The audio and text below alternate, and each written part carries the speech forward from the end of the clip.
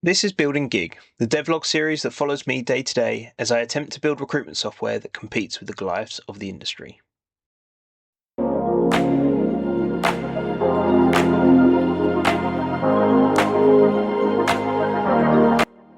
So as you can probably tell, I actually finished last week pretty down in the dumps. I lost 2 days last week.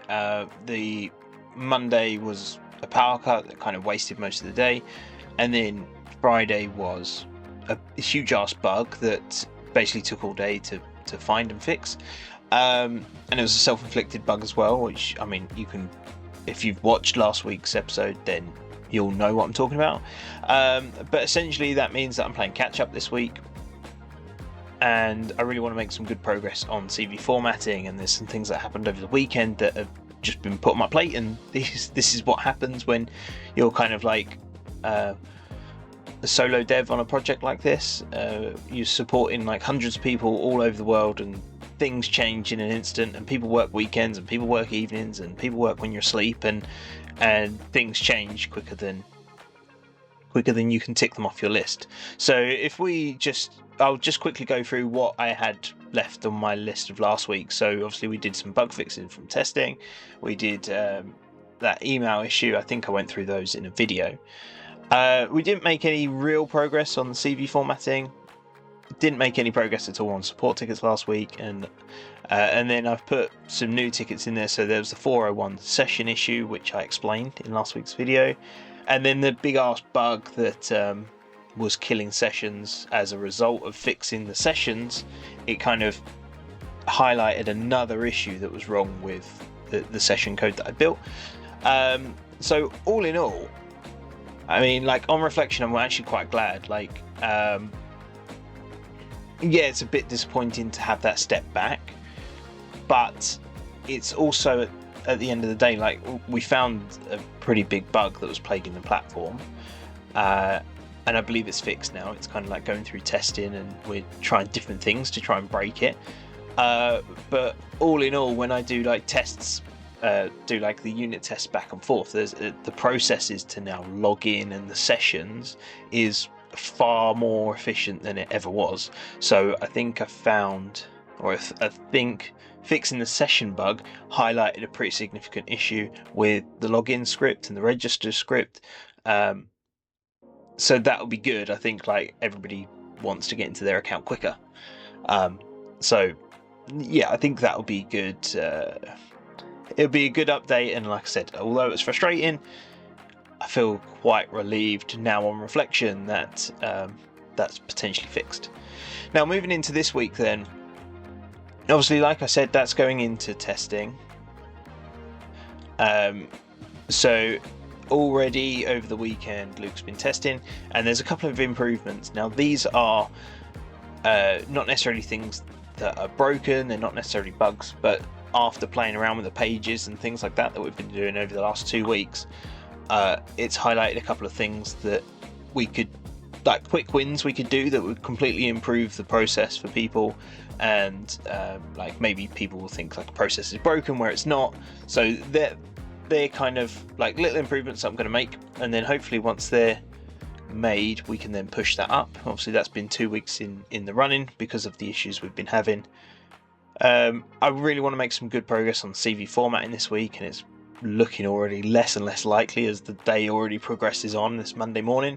We've got these support tickets, the 13 remaining, because we didn't do any last week. The send CV is actually a pretty big feature inside CV formatting, so I just put them together, and already kind of over the weekend there's possibly 2 imports for me to do. Now you may be thinking like, again, there's me doing these manual non-scalable tasks instead of pushing the platform forward like imports, but the imports are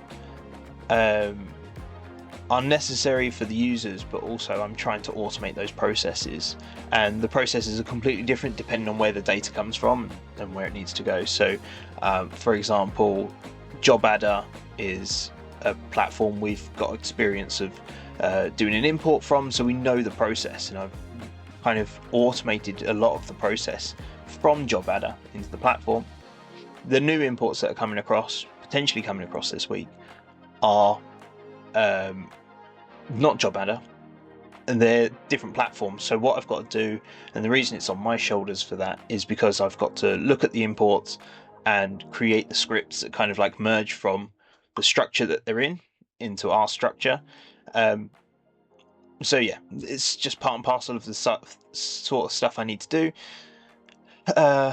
It's frustrating because it takes time away from the platform, but at the end of the day, if I automate those processes, then if we were to get another import in the future James will thank me for automating a lot of the process now, because I won't have to do it, and there'll be instructions for somebody else to do it, and also there'll be a foolproof way for that other person who's not me to form the import. So yeah, those things have to be done. It takes time away from the platform, but I mean, anything can happen. It's already Monday and things are crazy, so let's get after it.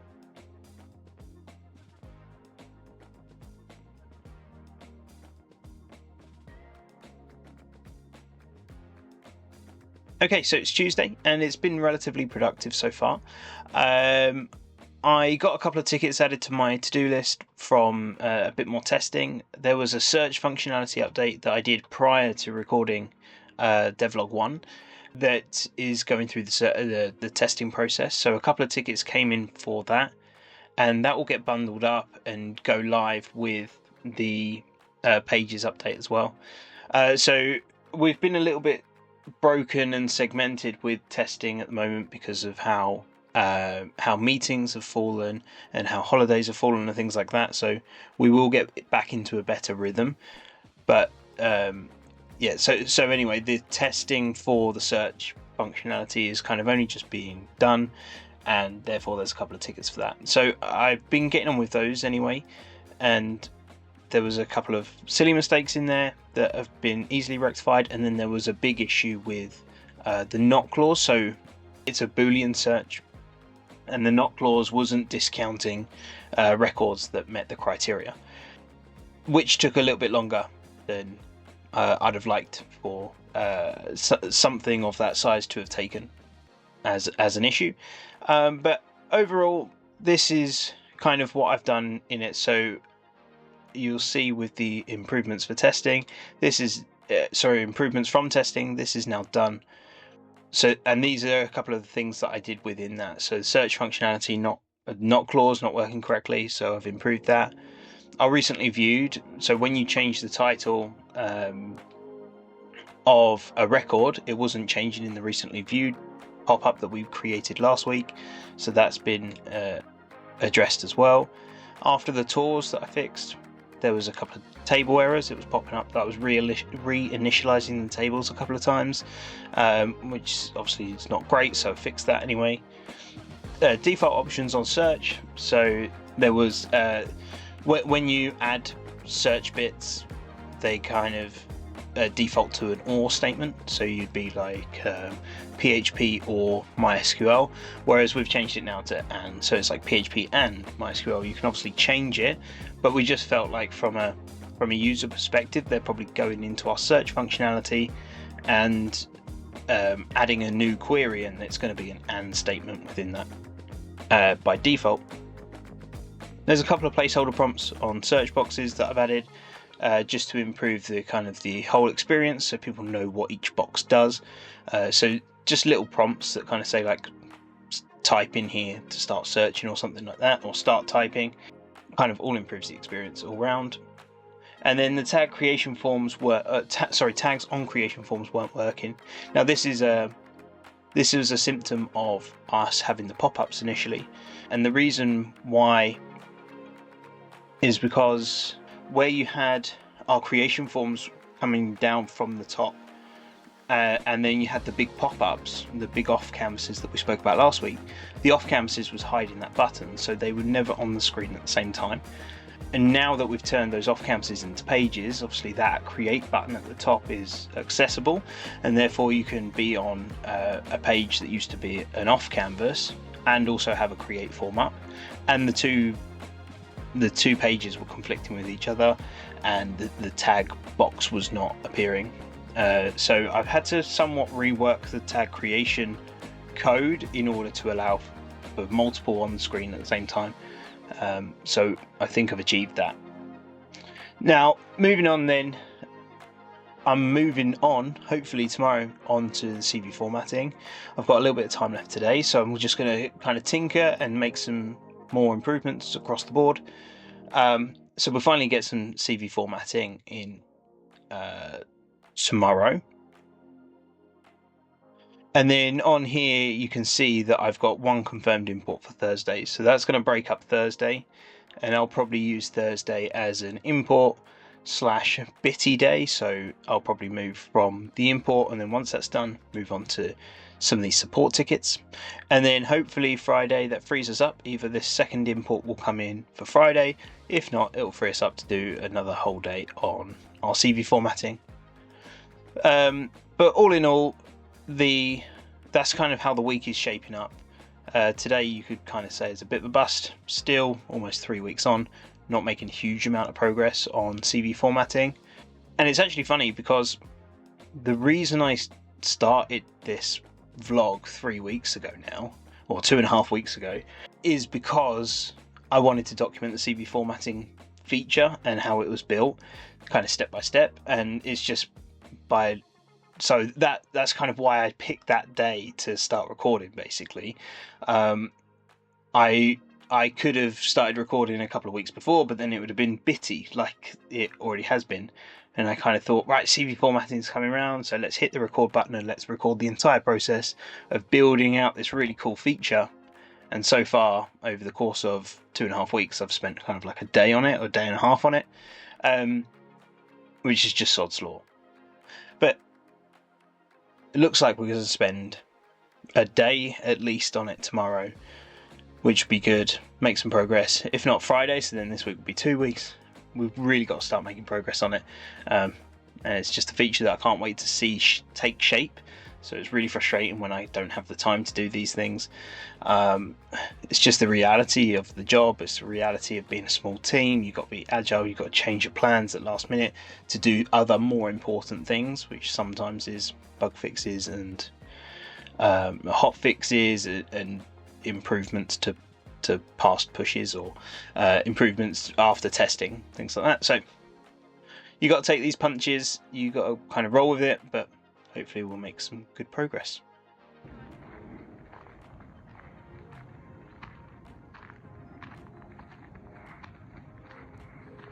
A little update then on where things are for Wednesday. It's now Wednesday lunchtime, and it's been a relatively eventful morning so far. So this morning I had a bit of a sidetrack. This is a thought I had last night. Basically, we have 4 pieces of information that authenticate, 4 keys that authenticate your session with the platform, and they all have a different job, and they all refresh at different rates and things. And basically what happens if any of these 4 pieces of information are missing, then it just logs you out. So obviously that's a good way of ensuring that like no data is mucked about with or anything like that, and make sure that all the information that's required to authenticate and to perform the task that you're asking it to perform, and to get the information you're asking it to get, to ensure that it's all there. But actually, like, only 3 of them are really required for authentication, and the other one is required per action you take.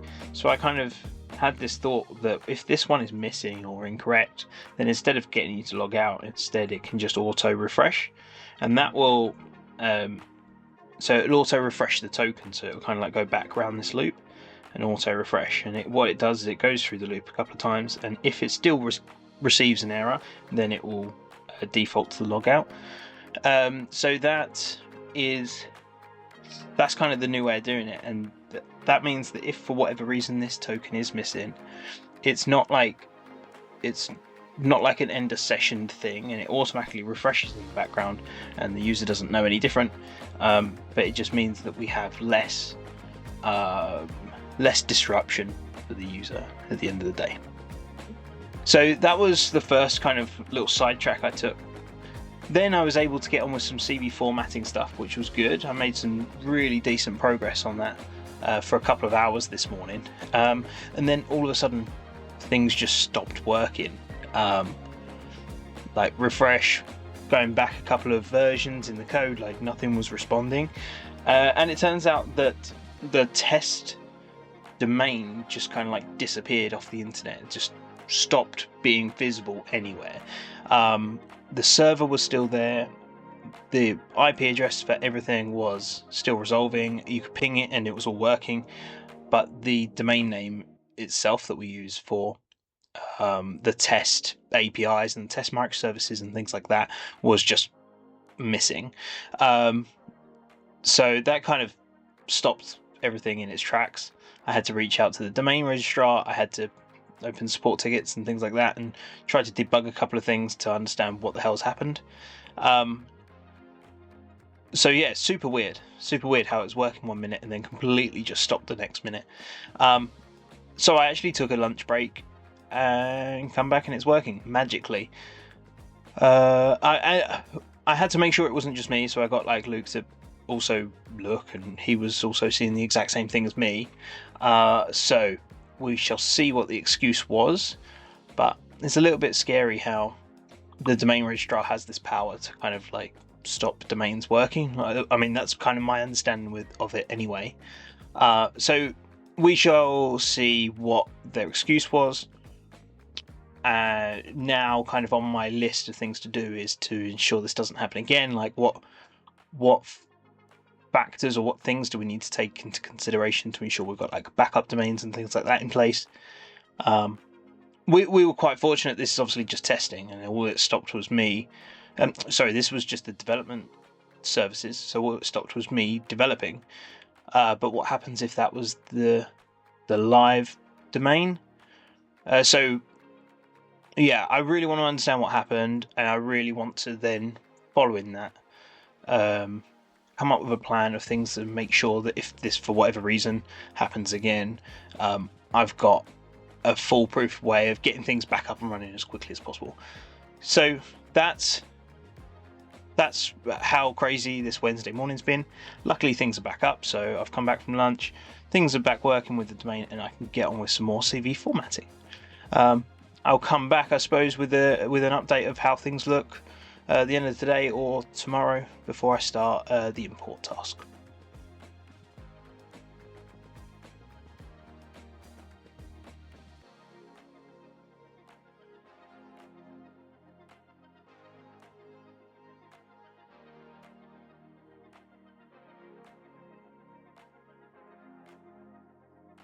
Okay, so I've spent a huge chunk of today then on the import that I mentioned that I had to do today, which is fine. We kind of knew that we had to do it. It's like, I keep saying it's super frustrating that I have to do these things, but I've been writing down the process of how to do it, so next time another import comes in from this same company, either my instructions are good enough that I won't have to do it, or the process will be 10 times quicker because I don't have to think about it. Like the first thing I did when I opened up the files this morning is I had to work out where all the information was from the structure of the last company and how we translate that into the structure that we need for our platform.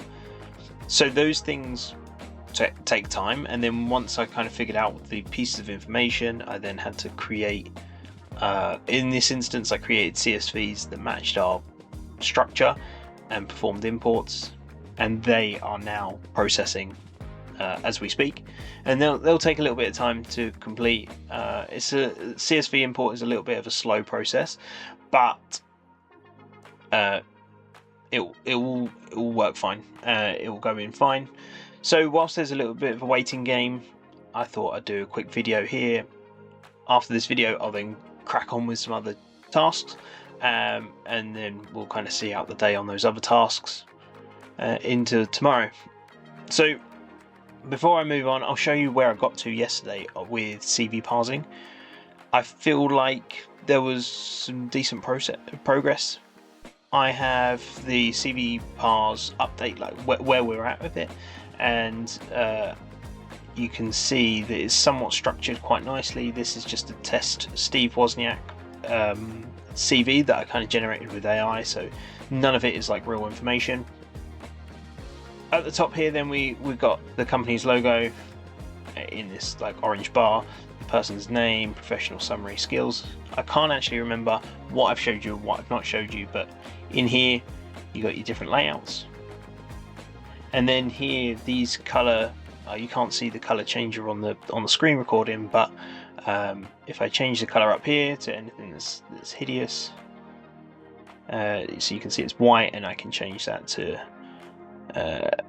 pink text or yellow text. So you got real control over the colors down here. So that's pretty cool. The other bit is they all kind of change on the fly. And I've got a bit redacted here so YouTube doesn't have a go at me. And then from in here you can hide these pieces of information if you wanted to. This is all working a lot smoother. I think I might have showed you an update of this. And then in here the recruiter notes. So I'm adding a note. So the recruiter can add whatever they want and it'll automatically pop this section in. And then once it pops it in, the recruiter can hide it or not. Now the plan is for all these settings to kind of become like to go in the settings, so you can set default. So every time you come to a candidate, it's preset with your colors and your logo and stuff like that. But this will allow you to change it on the fly as well. So all in all, it's taking shape. It's getting there. There's a lot of kind of work that goes on behind the scenes that doesn't translate to stuff on the screen, so it's quite hard to show you, but that's where it's at right now. Now I'm not going to touch this now. I'm going to do some other little tasks, and then hopefully we have another full go at that tomorrow, and we can make even more progress, and then I'll show you tomorrow where we get to by the end of the day.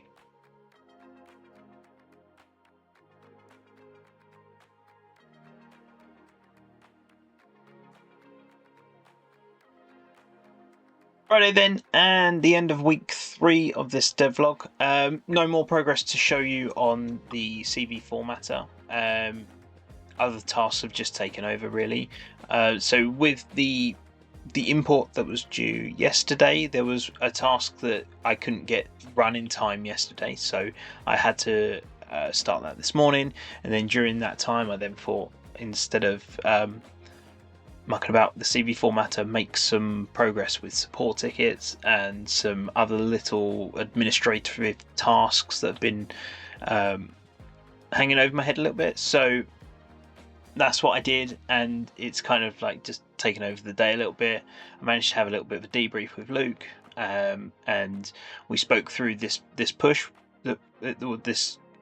this load of work that needs pushing up live, and we're really close now. There's a few little bugs or little improvements that still need to be changed, so that's kind of taken priority so that we can get that out next week. And then once that's kind of clear, then we won't have these bug fixes and these improvements that we keep finding hanging over our heads, and instead we can just focus on the CV formatter and try and get that done as quickly as possible. So, I mean, I think I said during this week actually that I pressed record on these devlogs because I wanted to make progress on the CV formatter, and that looks like it's actually going to be next week. Is going to be like proper going with it and making good progress on it.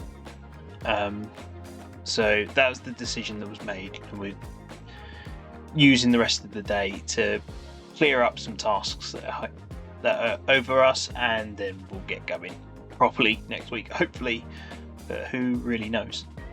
So all that's left then is for the end of this week. Thank you so much if you've got this far in the video. Sorry there wasn't much progress again with the feature that we're supposed to be building, but that's the way these things go. If you've got at any point any comments you want to make, you can, or questions, you can add them to the comments and I will answer every single one.